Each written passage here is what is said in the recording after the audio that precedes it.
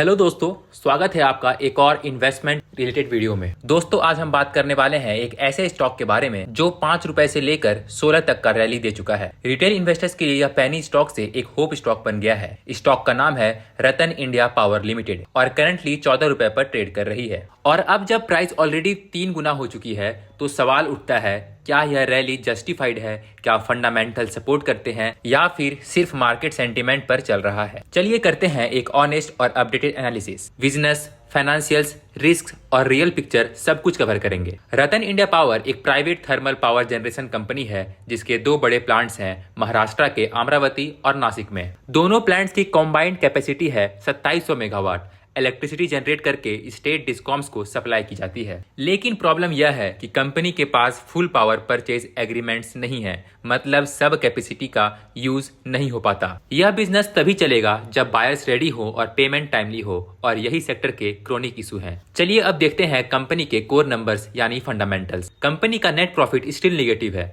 Losses narrow हुए हैं लेकिन प्रॉफिट कंसिस्टेंट नहीं है। कंपनी के ऊपर डेप्ट 7,000 करोड़ से ऊपर का है, पर हाल में कुछ डेप्ट कम हुए हैं। ईपीएस निगेटिव है यानी कंपनी पर शेयर लॉस में चल रही है। फाइनेंशियल्स बेटर हुए हैं लेकिन कंपनी अभी भी रिस्की जोन में है। दोस्तों, पावर डिमांड इंडिया में ऑल टाइम हाई पर जा रही है। Industrial recovery, EV charging infra और हीट वेव्स सब ने डिमांड पुश किया है। कंपनी ने ऑपरेशनल कॉस्ट कट किया है। EBITDA लेवल पे इंप्रूवमेंट आया है। लॉसेस भी पिछले साल के कंपैरिजन में कम हुए हैं और स्टॉक ने 5 रुपए से 16 का मूव दिया, जिसका मतलब मार्केट ने short term turn around recognise किया। दोस्तों, रिटेल पार्टिसिपेशन भी काफी स्ट्रांग हो चुका है, लेकिन मोमेंटम के बेसिस पर चलने वाले स्टॉक कभी भी रिवर्स हो सकते हैं। अब बात करते हैं रियल रिस्क की।